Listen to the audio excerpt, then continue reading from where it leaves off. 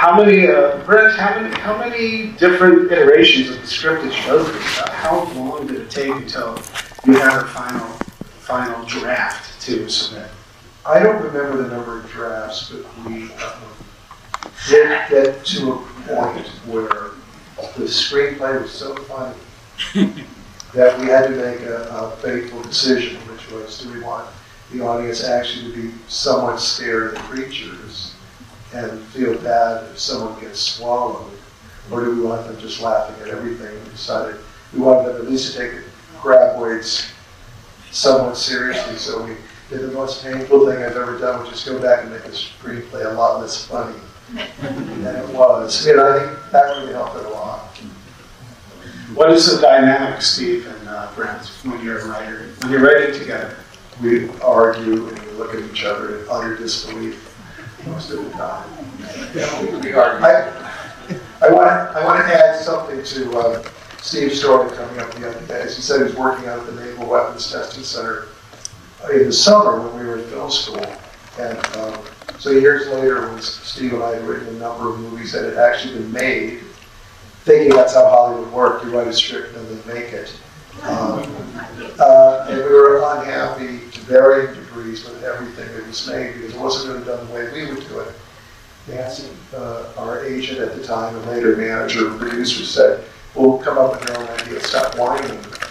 So Steve went through his box, and you have to understand, Steve, the idea for Tremors was written on a shred of paper, like yellowed 3-ring notebook paper that must have been, I don't know how many years old.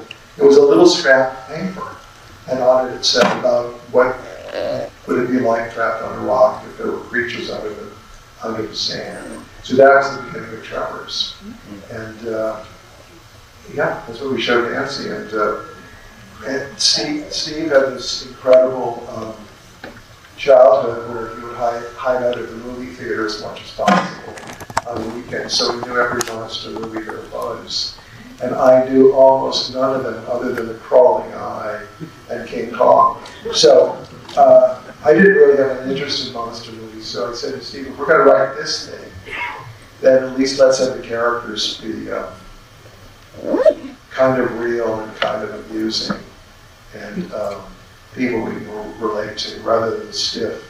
There's always the stiff scientist, you know, and there's all these stock characters who are really boring. We thought, well, we can make these guys fun in a real way, then maybe we've got something. So that was really the beginning of it. Now, Nancy, how instrumental were you in getting this through the channels at Universal? I know Gail Anker got involved as executive producer. Well, actually, it took 6 years to get Tremors made from I'd say the day they walked into my office, and after selling Short Circuit and having Short Circuit be made within 9 months of the sale, which was incredibly rare, Brett and Steve were very much in demand, and that was a wonderful thing. But they're both really original thinkers, and something you should all know is that Short Circuit was really written for Ron to do. And Ron graciously stepped aside because he was making educationals at the time. And Tremors was sort of a promise to, you know, bring Ron into where Brent and Steve had come, although he's incredibly talented, as you can all see. So from this 3/4 of a page, we tried and they were writing A-list movies for Steven Spielberg.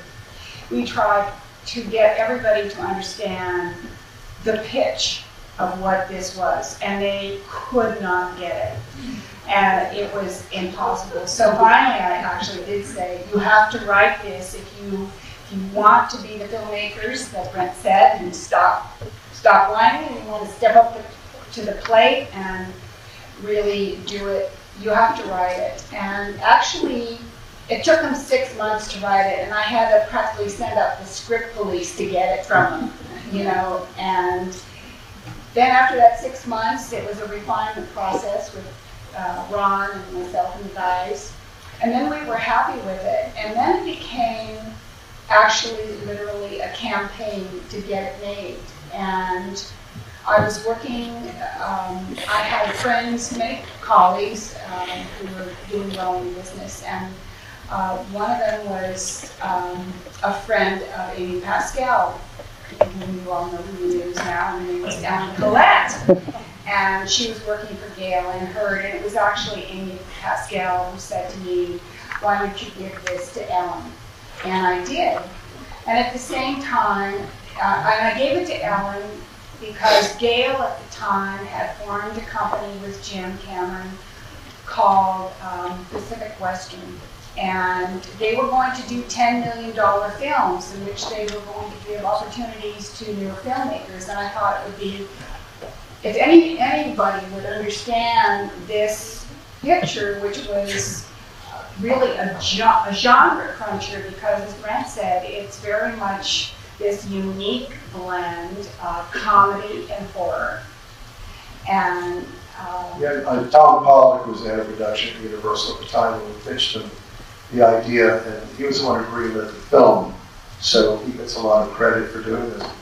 He said afterwards, he goes, well, what is it? Is it a monster movie? Is it a horror movie? Is it a buddy comedy, action, adventure, kind of cowboy? What is it? And we said, yeah.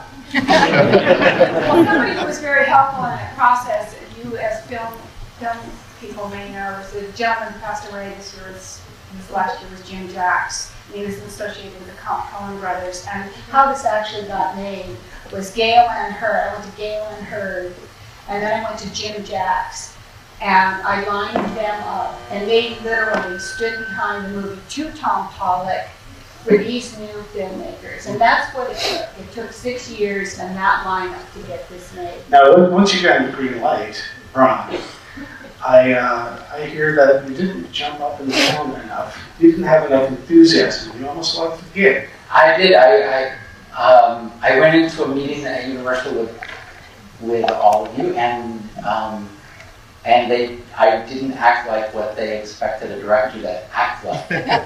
And so they said, oh, gosh, can you direct a movie? He doesn't seem like a director.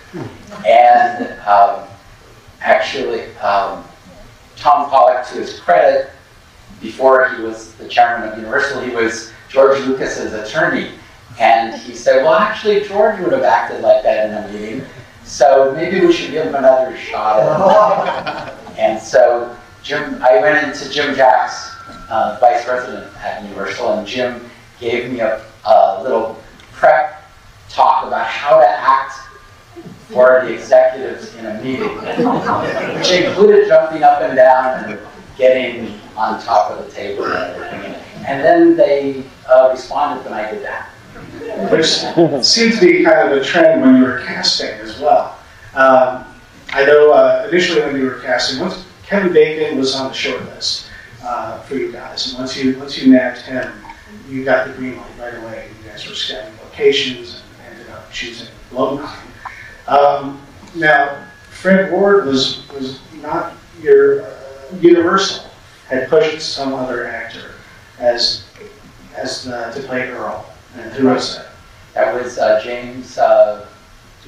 James Garner, and they really wanted James Garner for Earl. And that's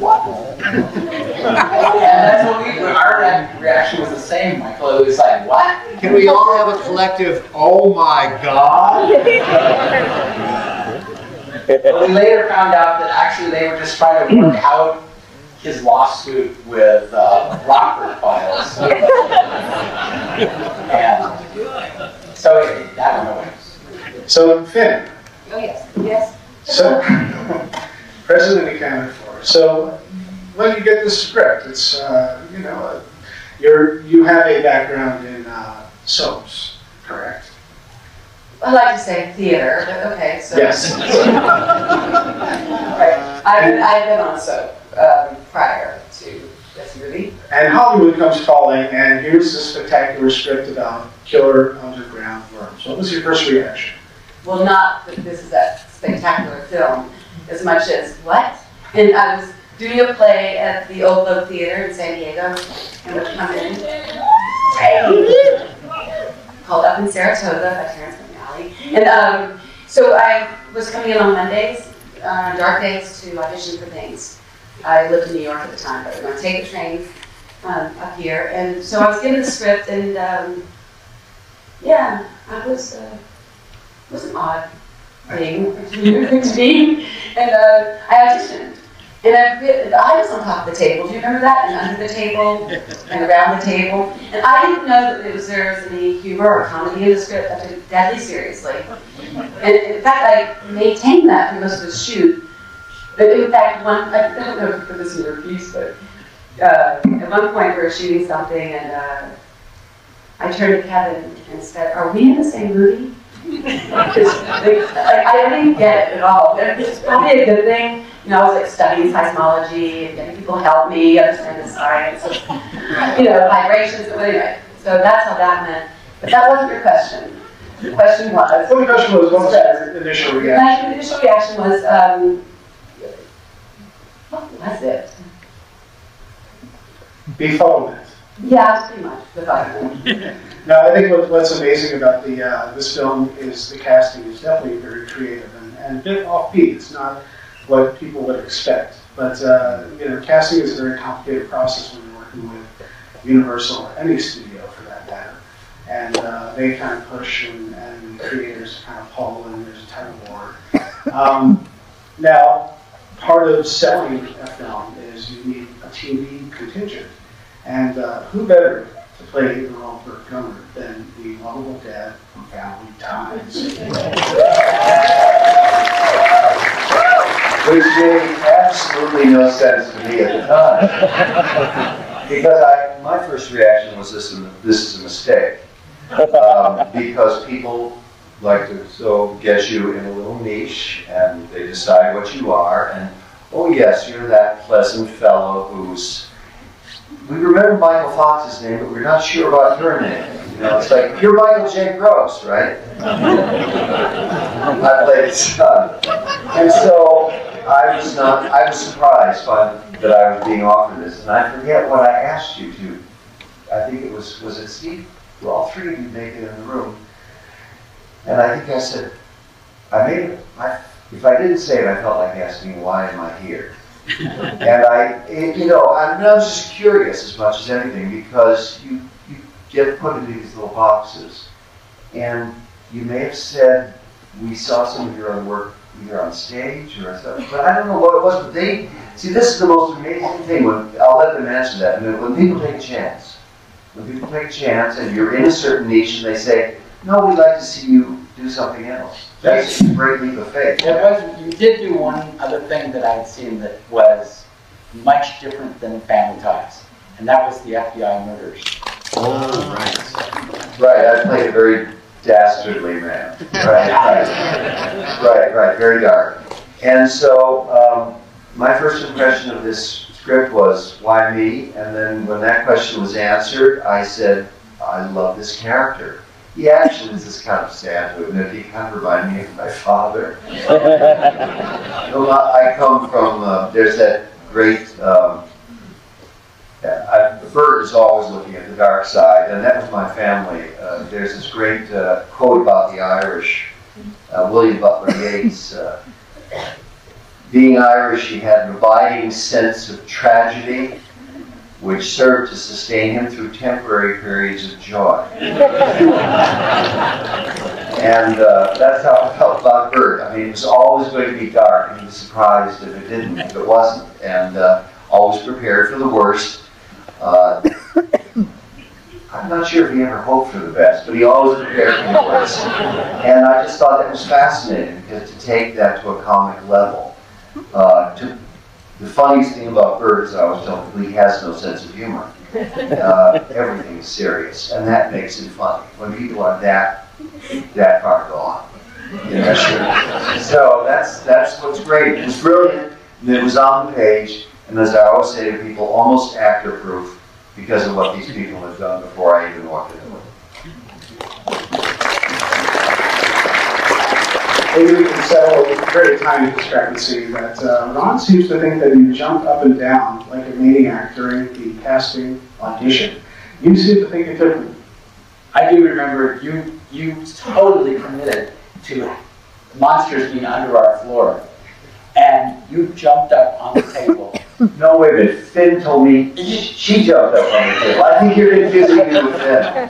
To this day, we remember the audition completely differently. I think he's delusional, but I'm willing to accept his version. You both were totally committed. You saw monsters everywhere. Okay. So I guess that's a commitment. Huh? So now you guys are shooting in Lone Pine, which is in California, several hours north of here, in the middle of nowhere. Spectacular locations that you really took advantage of. First day of filming, you're in the desert. So what kind of inclement weather do you experience? I expected heat, and I was worried about that for the actors and for everybody. And it was snowing the first day. Right, may I interject? But it would start snowing. And I was standing there in shorts with that white stuff on my nose, shivering between takes. And I think the bead board, or whatever they're called, were what kept me warm. But it doesn't show, right? Does it? No. Yeah. I'd never been to a desert before, so that was shocking. So, Charlotte, you come from a very unique background that is very different from monster movies. Such TV shows, a lot of TV shows like Little House on the Prairie, and The Waltons, and a variety of wonderful TV shows. And now you find yourself in a monster movie. What kind of experience was that for you? Well, I did do Eraserhead.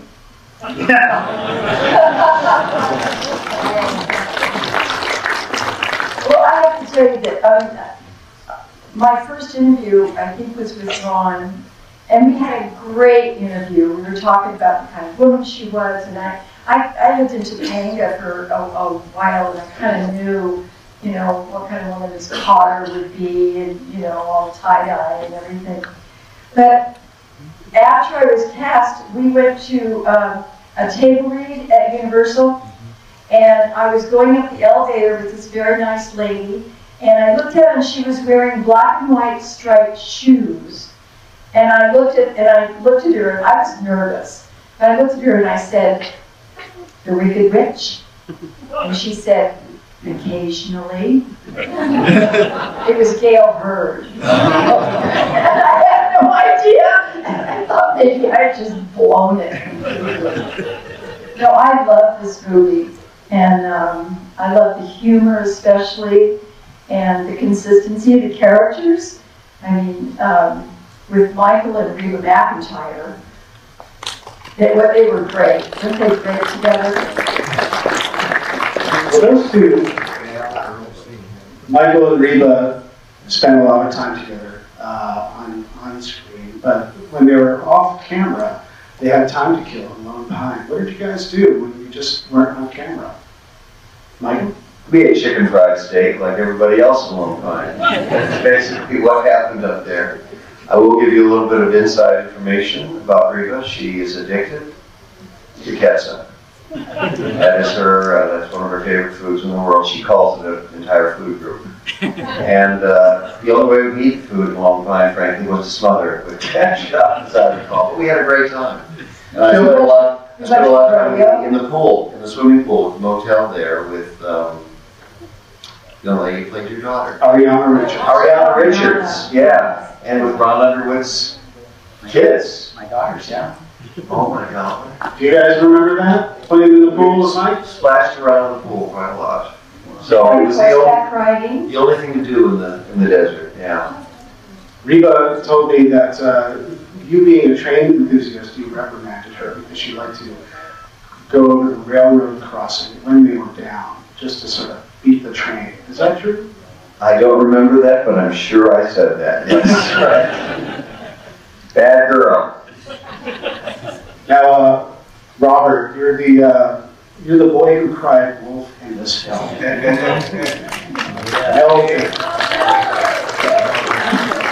don't know if you look on YouTube, you can find a wonderful Melvin meme out there. How does that meme go? You want to give me a taste? Way to go, dude.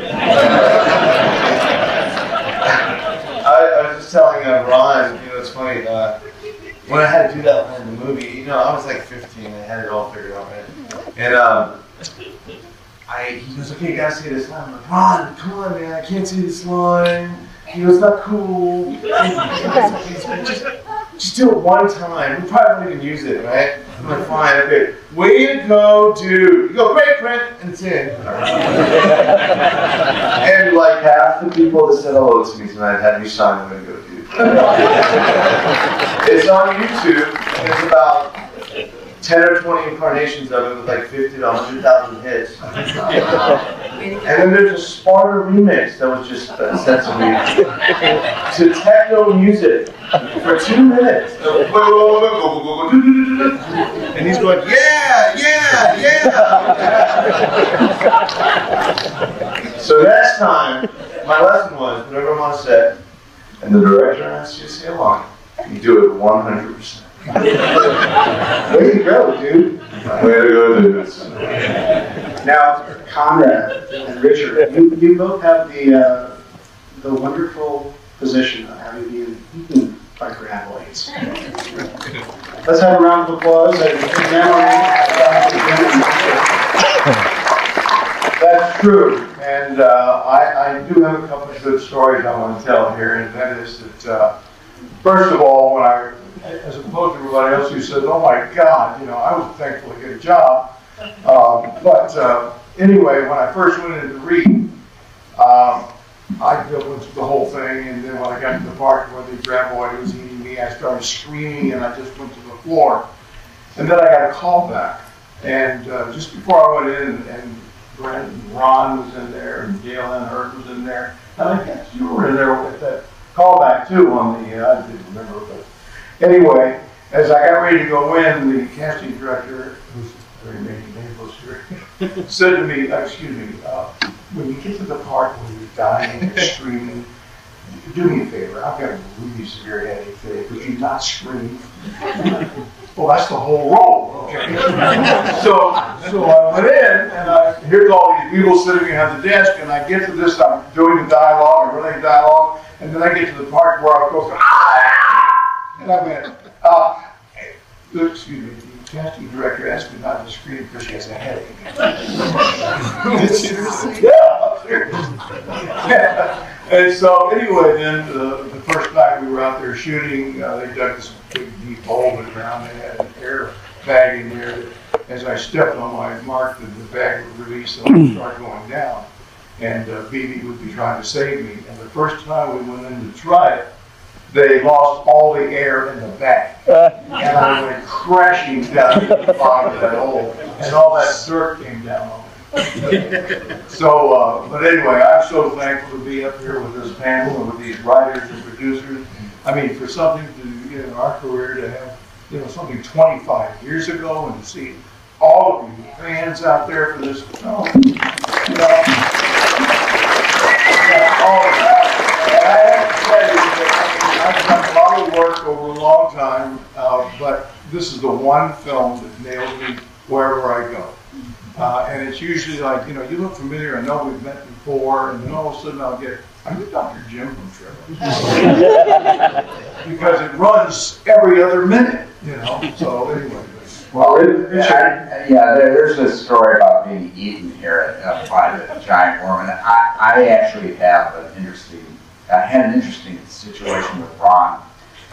When it came to be my turn to be swallowed by the worm, I had, of course, if you recall, I went right through this big tire in my locale,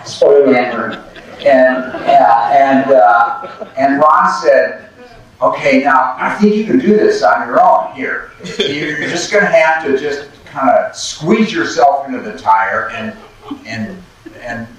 like a pancake, just crush yourself, and then somebody will be down below and they'll pull you down below." And I looked at it and I said, "Okay, I'll try it. I don't know if I can. How can I fit through that hole there and then, you know, and do a splits or what? No, it's what, a jackknife. It was a jackknife." And he said, no problem. You can do it. You can do it. I have faith in you, Richard." And I I said, oh, you know, you don't want to, the director, you never want to say, hey, you know, I'm not going to do this, director. And so I was up for it, and then at the last second, the stunt coordinator walked over, and I forget his name, and he looked at the situation, he said, Ron, this isn't going to happen. And at that moment, Ron immediately said, okay, bring out the dummy. He didn't think about it. And I was grateful for this stunt coordinator, I gotta tell you. The things you can get away with as a first-time director. Well, we could go on for a very long time, but we have a movie to watch and we have another panel. So let's give these guys a wonderful round of applause.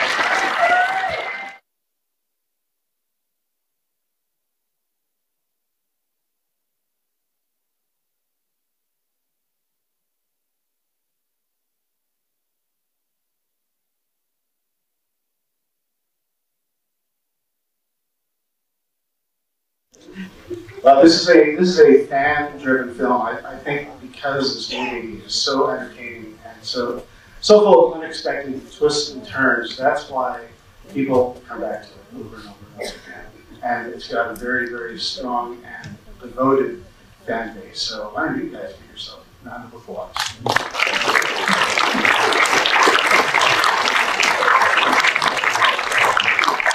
Does this film need any CGI, audience? No! Practical effects. Practical effects. Ron, you told me in the past that this film is powered by bulldozer technology. We dug a lot of holes out in the desert, and that's how most of the movie was made. We had a lot of holes, and actually, it would be so easy to fix some of the little technical problems today. When Kevin takes off with his bomb for the cliff at the end, the whole to have that creature underground there, it was all just a big mat. So he was running on a mat, so you see the ground moving under his feet. But so we were doing, kind of simple ideas of digging holes, the trench, or the hump moving and following the characters was just a ditch dug in the ground with a buoy, a boat buoy, tied to a pickup truck, and then dirt mats over it, and we just drive that thing around, and that was one of the most effective effects we had in terms of those physical effects, but it was really all the miniatures by the Skotek brothers and creatures by Tom and Alec that really made this thing so believable. What were some of the unexpected obstacles and problems that you guys had once you were in Lone Pine? You're in a spectacular location, and of course, on every movie, everything that is perfectly planned goes awry. What are some examples of that? At lunchtime on our last day of shooting, we were syncing the car with Megan in it, and the effects, head of special effects, physical effects came up to me and said, I'm sorry, Ron, our concept didn't work for the car sinking. It actually, we had a pool that the car was supposed to sink into with vermiculite, kind of a dirt-like substance on the top of the pool, and the car was supposed to go into it. And we didn't realize that the vermiculite would absorb the water so much that it became solid. It was like solid ground. So the car wouldn't sink.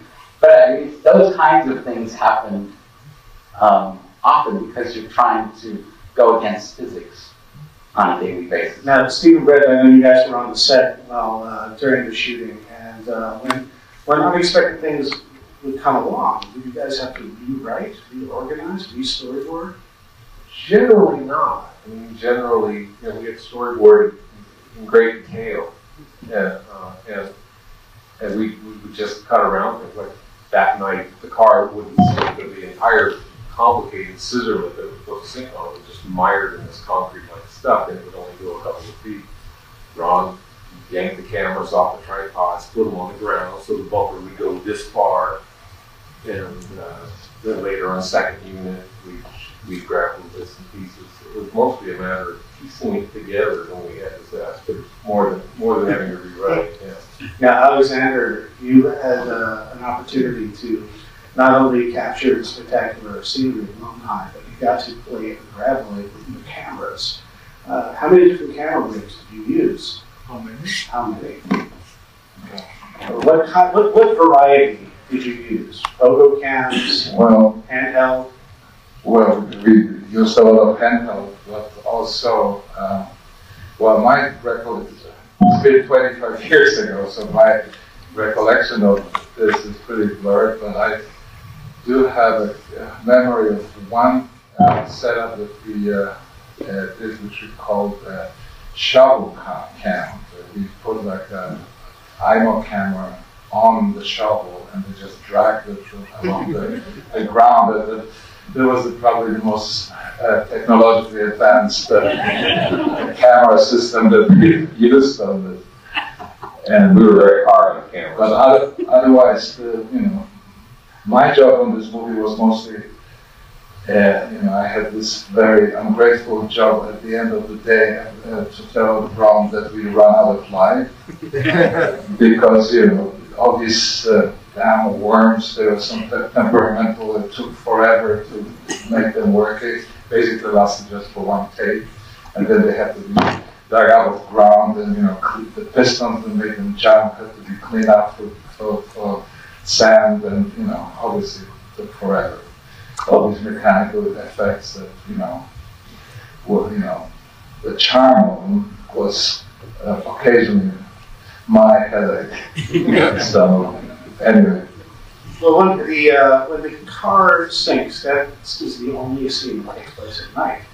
So every scene in this film takes place during the day. So when the sun goes down, the day is over. Perhaps that's why 25 years later, these people are still talking to each other.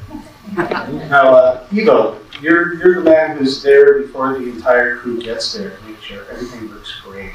Tremendous production design. It did look great. But you have to leave once everyone arrives, and you're kind of moving on to the next.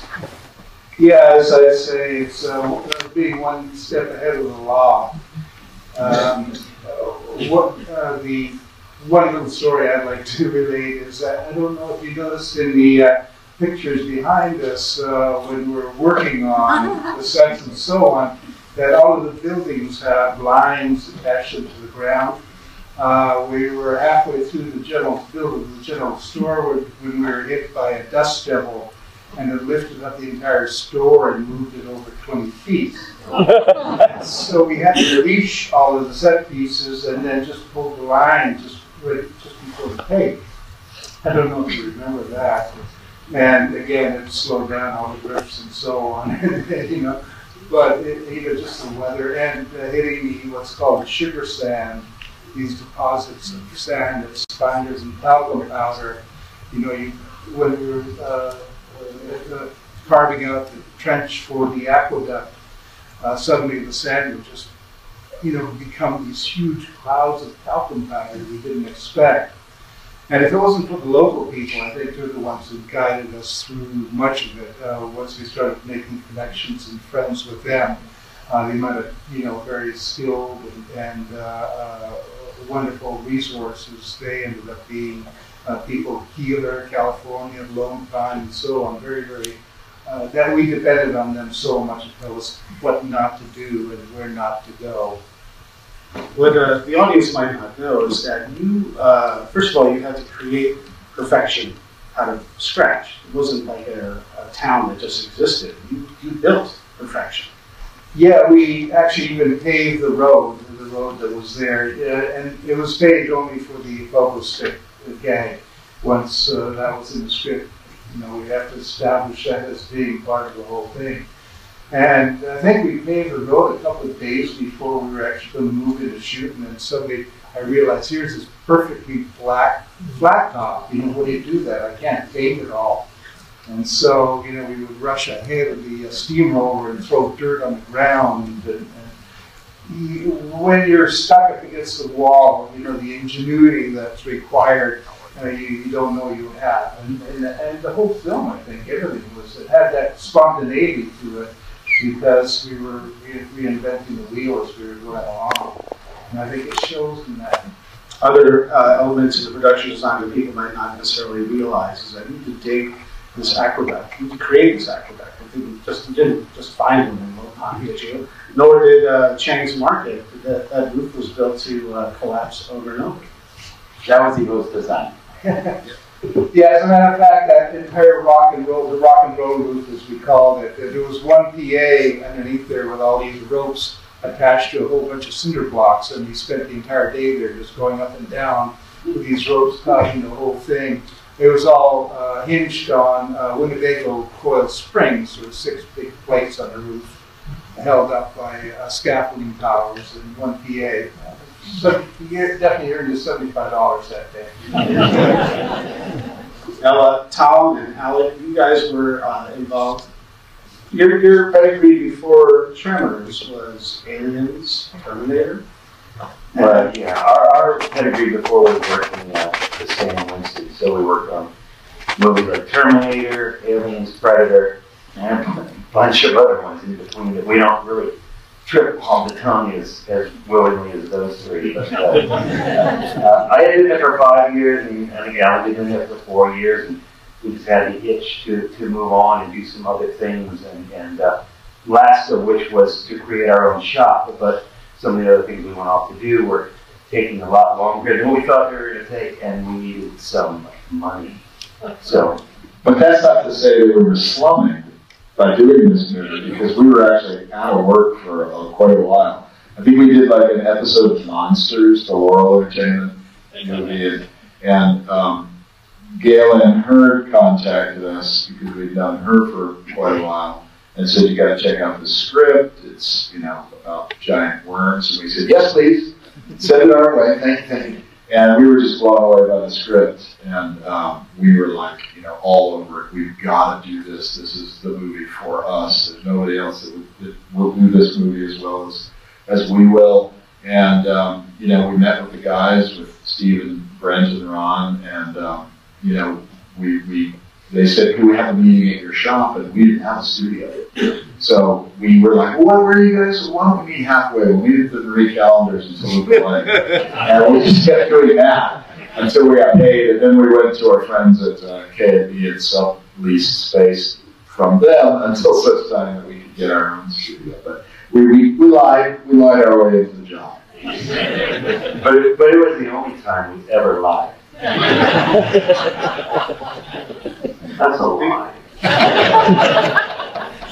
The creature creation, how many iterations did you guys go through? Is this, when you look at the final graboid and the initial designs, how many designs did you go through? It's pretty close to what we ended up with. I think the initial design, it had the whole head would retract inside the body, separate from all the tentacles, and we thought that'd be another cool level, right? The whole idea that Brent and Steve had was that, you think the tentacles of the monster, and you find out, wow, there's a whole another level with the creature underneath, and we did some sketches and sent them over to Gail's office. And the word that came back was she passed them around the office, and they were deemed to be too phallic looking. The women were seeing the faxes and decoy, is the story I heard. Well, it actually looked like a penis in a sweater. And nobody wanted that in their movie, surprisingly.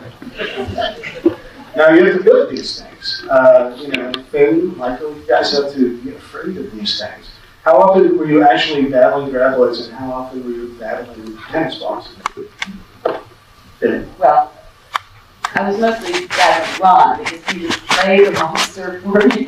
It was rare that I don't think I was in on the same set with Monster often, maybe on the rock. And Laying in the dirt. laying in the dirt, right, yeah, laying in the dirt, hands off, right. Yeah, no, mostly, I feel like I have to imitate Ron, because it was only my second movie I'd ever shot, and I certainly never, my previous experience was not with monsters, so I didn't know what to expect. My director was so kind and generous, and so wherever I was, on the water tower, on a rock, Ron would be below making faces.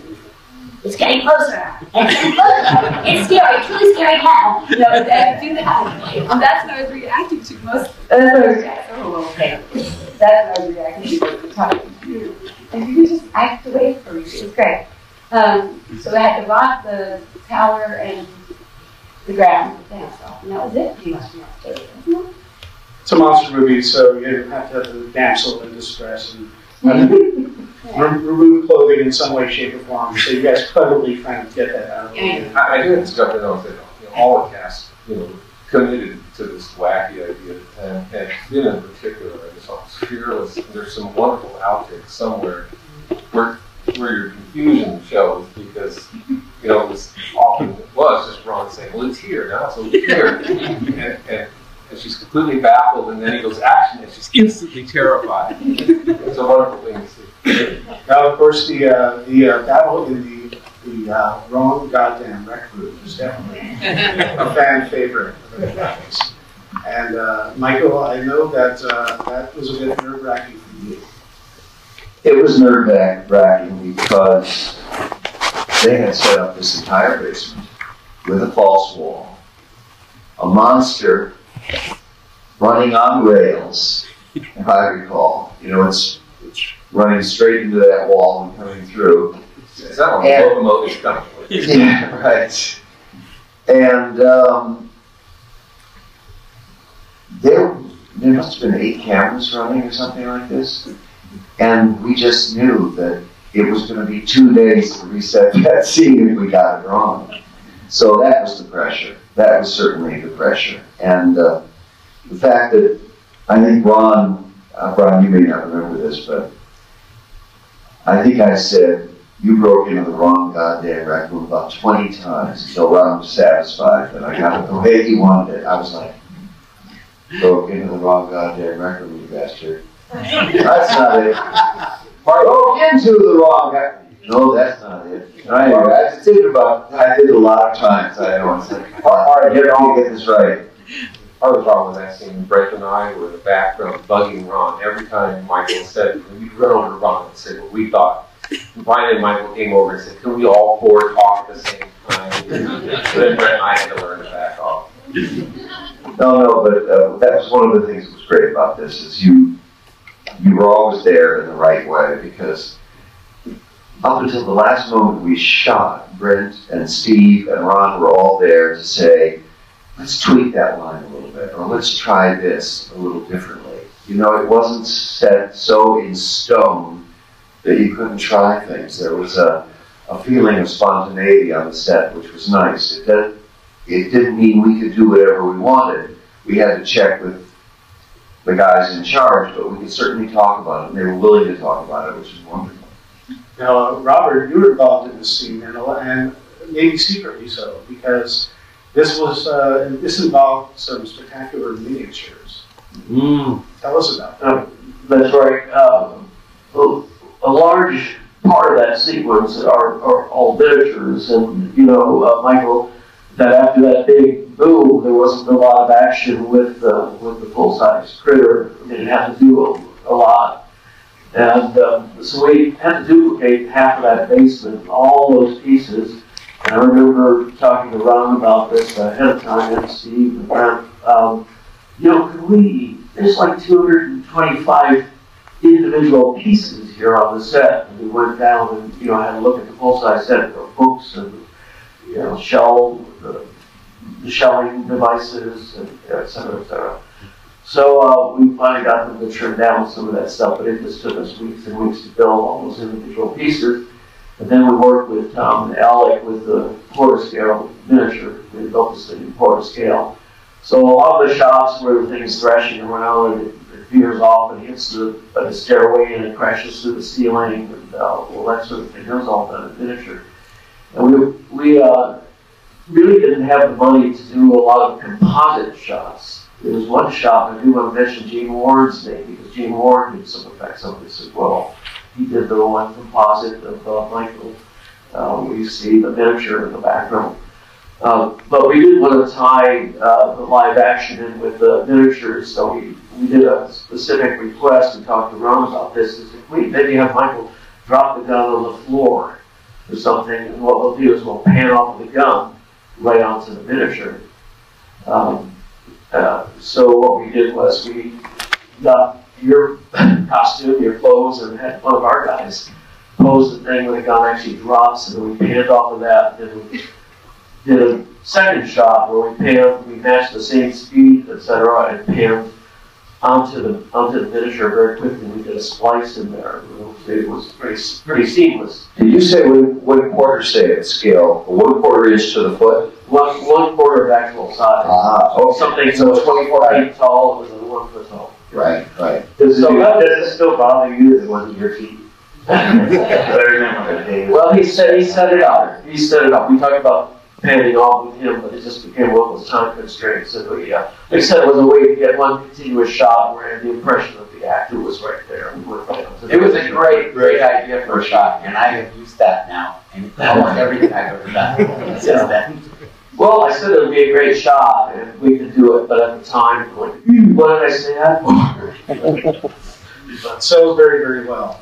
Now we have a variety of different sized graboids. There's a 1/3 size, there's a life size, there's miniatures. There are even puppets. Tom and Alec, Tom, I think you had a credit as a graboid, is that correct? Yeah.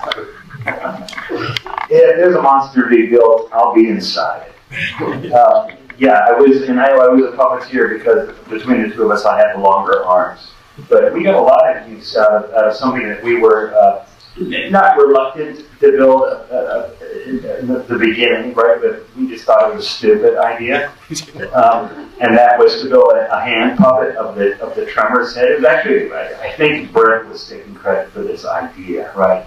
Whoopee, a monster hand puppet, and it turned out to be one of the best things that we had built for the entire movie. It was so useful that we decided, like, hey, the tentacle hand puppet worked. Let's make a miniature graboid hand puppet too. Ever after, on every job we ever do, we're like, we gotta have a hand puppet. Gotta have it. Sorry, because we did some of the miniatures with cable operated graboid. Some of them were done with a puppet version, which I think, Tom, your arms were up in that thing, pushing up into the ceiling. That was you, right? But yeah.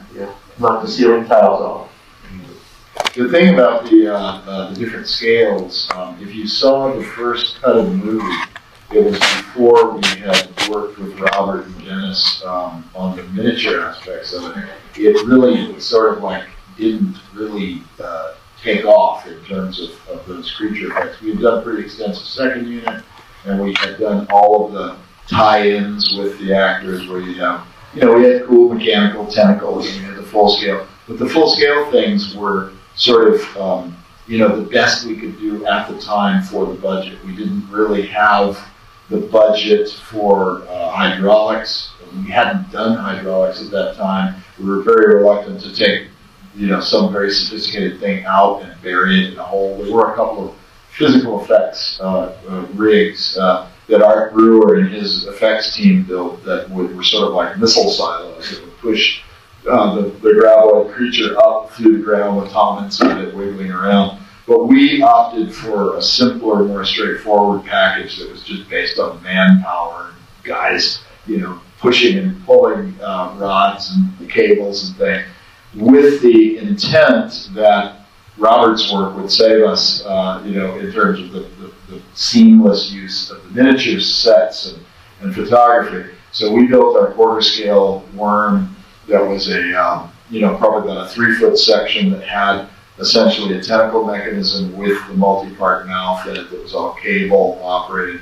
We also had the one that we mentioned that was a hand puppet version that also had a cable mouth. We used that a ton. And then we had a variety of other ones like the splattering worm that was rigged with all of the condoms filled with pumpkin and orange goo and all that stuff. And then we also made a little tiny one, I think, that was about, I don't remember what scale it was. It was a couple foot long or so for a lot of the, like, cruising along quick through the dirt. But a lot of those POV shots were an A scale. It was an A scale. This were a couple of really wide shots where they looked at. Right. And a lot of that stuff where you look down, and see them really like athletically moving through the sand is all Robert's doing. And we're like, wow, there's no way we could have done that as a full scale. And it just all blends so seamlessly. I think it's still a great example of what you can do with physical, tactile, practical effects. We bump that drum a lot, but it's true. You just saw it. We had a look at it too because we figured, well, this has been done before with the giant worm pushing through sand. Let's kind of examine what they did because we have a bunch of this stuff to do. And watch the movie and realize that there isn't one shot where they actually did that. And it turned out it was too hard to do. They couldn't figure out how to do it. But we had to do it. We had to. And we wanted to. So we did. Part of the solution is that we made a mixture of microballoons, these microscopic little beads that are hollow, that are very lightweight. They tend to float. They're very, they create a substance that's almost like water. And we mix that with porous earth. And so we have very, very soft earth that we were able to actually push through. It was not easy, but we finally did get those shots. Now, John, I know that you were also on the set as well. What was your experience like? Did you have to learn how to use a jackhammer for this? Well, actually, the jackhammer was in and out very quickly, but I do have one story. It's a scene that you've never seen. I think Ron gives me a little role now and then just so they have something to cut out. But no, it's a fun joke. But the first thing I had to do on the first day was the guys pull up in the Jeep and Fred Ward throws a beer to me, and I'm supposed to grab the beer and open it up. And I thought, oh, gee, I'm so nervous, and catching that beer and opening it up. And I looked at Fred Ward, and he looked at me, and we were both kind of panicked and looked in our eyes because he was afraid to throw it at me, and I was afraid that I wasn't going to catch it. And we did it about 5-6 times, I think, Ron. I've forgotten, but we got caught it every time. But on the last one, they're in the Jeep and they pull up and they shook it up. So I pulled it over and went all over me. And I played it. It was great. But one thing I would like to say, I met Steve Wilson at USC, and he had a former career before a writer and director and producer. He was a stop-motion animator and did some wonderful stuff. And when I first read Beneath Perfection, I thought it was going to be a stop-motion film, but because the monsters just seemed like it was going to be stop-motion. That was my only real disappointment, but having said that, I don't think anybody could have done effects like these guys did to pull this off. Some people don't realize the ending of Tremors was different. But Universal was pretty happy that he brought it on the budget. They were very happy with actually test screenings that did really well. I'm going to talk about the test screenings that didn't go well. That involved animals. I guess we could talk about that if you didn't bring it up. But what I was going to get, and you can get to that in a minute, is we have to you guys got to reshoot the ending that involved flying Finn back in for a kiss. That's right. I was back in New York and got a call that I needed to come back out because the test audiences, I guess, were yelling, chanting, kiss her, kiss her, kiss her. Because in the original script, or the version that we were shooting, my character says, thanks for saving my life and stuff, and walks away. And Val and Earl continue their... They're driving, they finally are making their way to Bixby, and Val's going to have a cigarette, and he can't find the lighter, and Earl can't find it, And Val says, damn, that was a good lighter, and he does a U-turn. Rhonda still had the lighter. So they did a U-turn to go back and get the lighter. That was the end, right? That was the Right. So the Kisser, I guess, was chanted. So I was flown back out from New York, and basically just spent a day kissing Kevin. That is what I did. From every angle and every shot, and between kisses, he'd tell me how his newborn baby was doing, how his wife was doing, and that's how romantic it was. But yeah, we only shot for a day, right? Yeah. And by then, the town was completely gone. Oh, that's right. So We just had we the put post. a sign post, and then we parked the truck on the road, and we hoped nobody would know. Or noticed that my hair was 5 shades lighter and longer, and yeah, that was a good day. Now, test screenings were really positive. You guys were over the moon for that. But the Universal wanted to make a couple changes, and some specific changes just changed things drastically. How did that happen?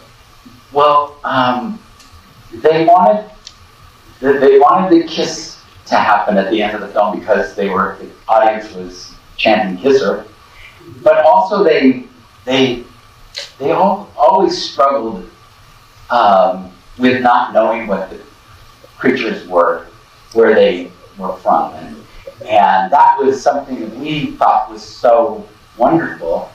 And Brett and Steve wrote it to not have that ever discovered, because that's what would happen in a short time like that. But they really wanted to have an explanation. So we shot a scene that was out in the desert.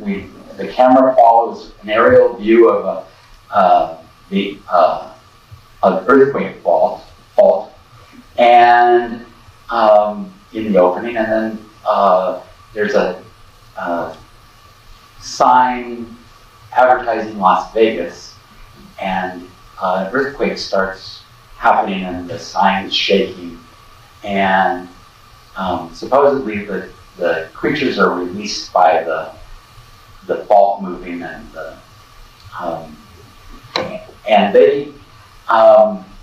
creature eats a coyote. And that was the end of this prologue that we shot out there. And I felt like we did a good job. We didn't really support the idea, but we did it because the studio was kind of insistent. And we tested the film, and the audience disliked the film. And they thought we were being so cruel to animals throughout the film. And it was interesting about just perception of audiences, just because we started with this death of a coyote. The audience sort of felt that we were being cruel to the coyote, and then the horses, and everybody. All the animals were having a bad time. But they didn't like the film nearly as much. It was interesting. Now, I spoke to Kevin Bacon for the Famous Monsters article that is available in the corner that you guys can pick up after this if you're interested. That's a plug. And Kevin told me that he was very interested in revisiting his character 25 years later. And he told me, surprisingly and interestingly, that he would be up for a reboot of Tremors. What do you guys think? Yeah! I thought, Kevin wants. I think it's a great idea. We did the coyote in this time. It was a great show. So if Universal is in the audience, if they're listening, perhaps we can bring the game back together to perfection for one more hurrah, the reboot of Tremors. If we did it again, would we be using CGI? Or would we be using a hand puppet?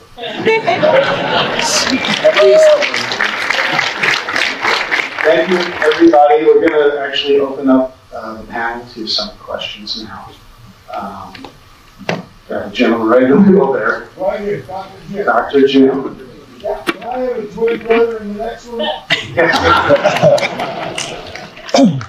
Is there in the crowd? Is he around? Maybe he's not here. Who else has a question? Yes, sir. One in the stripes? One in the stripes, please. I wonder if you could talk about the music in the film. Music is such a huge part of the film and why it works and why artists choose there. I know the whole thing is those types of stuff, right? You had big southern twang, but also there's big, very orchestral music that includes that. Repeat the question. It was, the questions about the music. Ernest Truce did the original score, and Robert Polk came in and did some pieces as well following that. And Ernest did a great score that was kind of using some nautical kind of melodies that were incredible. And it was decided, it was a difficult decision to have someone else come in to do some muscular stuff as well. But that was a decision that was made, actually, I think, after the mix, or right before the mix. After Gail saw it and told us if we didn't change the music, she was going to kill us. Yeah, she felt like it was just lacking in that, in some of the muscular monster music, and so Robert came in and did some pieces that actually fit in quite well with the score. You're not that aware.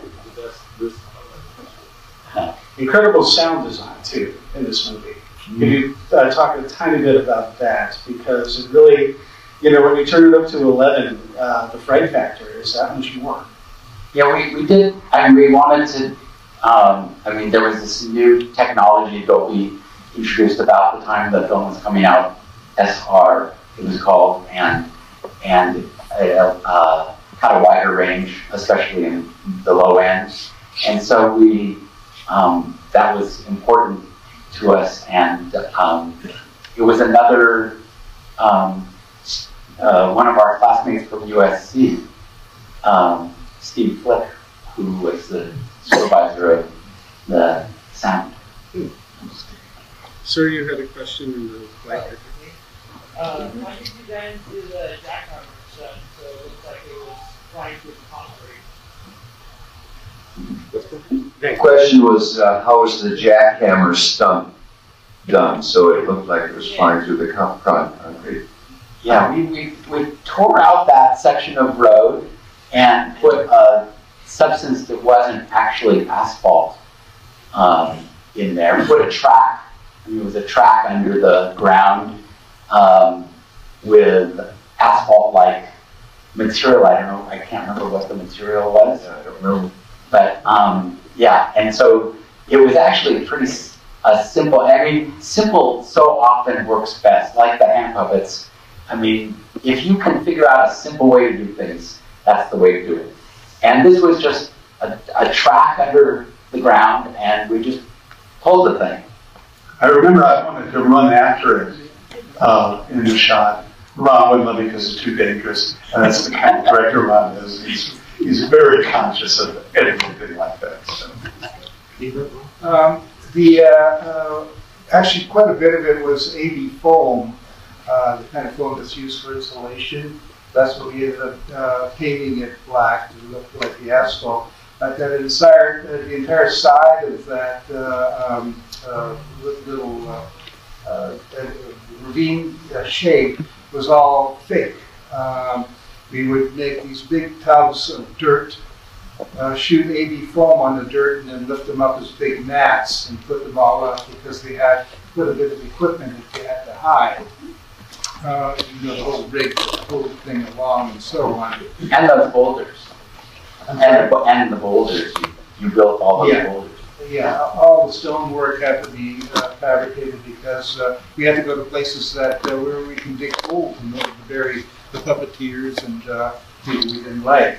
So you're saying those rocks were strategically close together to pole vault to one from the other? Yeah, the pole vault rocks were actually hiding wooden platforms. So Ron only had one direction to connect. We had to skimp on that. Also the stunt people have to land on something flat because it's not an easy stunt to do. So Finn, you must have been an expert pole vaulter, right? That's why I was that. That driving with my hands. Okay.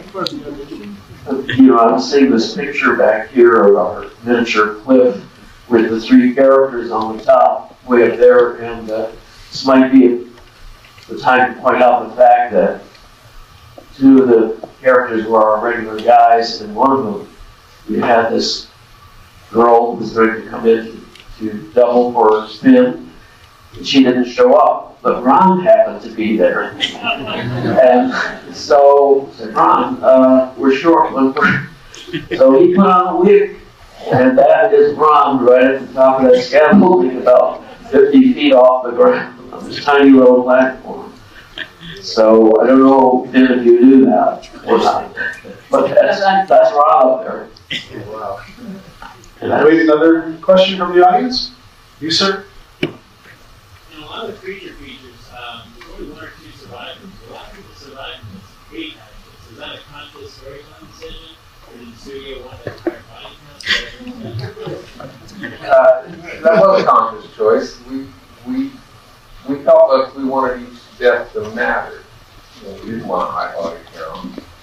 And I guess we worried about that a little bit. I don't know. I remember if the studio worried about it. We did have one extra death that we had to cut out for budget. We had a couple budget problems right before we started shooting. The studio said, "Well, you got to get the budget down," and so one was Rhonda up on the water tower. The water tower is going to collapse, and you weren't going to die, but the water tower was going to collapse, and Miguel was going to eat it when the bulldozer crashed when the hole was dug. Mm. Do we have one last question? The gentleman in blue over there. One of my favorite things about the film is that it's so tight. The editing and the writing, the story is it's perfectly told. Every beat hits. I was just curious if there's anything in pre-production that when you guys were scheduling and budgeting things out that you're like, we got to take this out, we got to cut this, or even on the day. You guys have already talked about things you cut in post, but just in terms of before you guys started, were there sequences that you guys just disregarded? How do you report? It was pretty tight, by our 7th draft. We did 7 drafts, and Brett said the 7th draft was kind of about taking jokes out of it. But we really didn't want to shoot everything. Actually, what happened to us when they did say you need to hit a certain number, the sinking car gag got thrown out, and Mindy got thrown out. The little girl, right?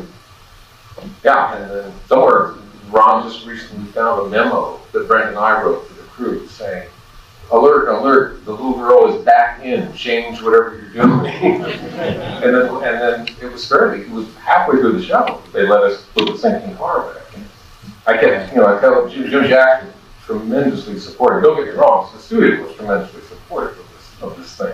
They let us have a much bigger second unit as we got going, and they were great, but everybody wants to hit a number, and I was mortified that the sinking car had been cut, because I knew that was like one of our things that you haven't seen before. You ever seen a car sink in the dirt? I kept telling Jim Jackson, and finally he said, "All right, give me a number." Actually, what about at the very end? Time for one more question. The lady over there, you were raising your hand all through the night. If you did do another Tremors, you go back to the section, would you pick up where the television series left off? If we went back to perfection, would we pick up where we left off? On the television series. Oh, on the series. Well, the series sort of ended, really abruptly because it got canceled. So, Brett and I would have to think about where we were at that moment when they called us and said, "You're done."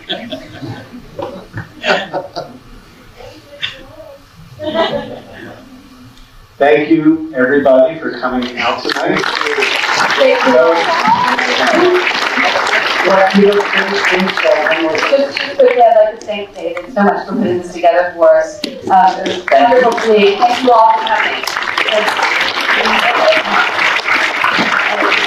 Lastly, I have to say that this, from an emotional point of view as opposed to technical, this, in my opinion, the film came together the way that it did. And for all the things that were said tonight, the reason that people pulling together, pulling monsters manually underground and all those things, but also just the kind of an egoless, collaborative set where we all kind of work together in a remarkable way. And it ended up with this, which I would never have predicted based on my first reading of the script and what I thought this was going to be. And so for that, I'm truly grateful. I'm really grateful to be included tonight, David, so thank you for doing this, and great to see you all. Yeah. Thanks again, guys.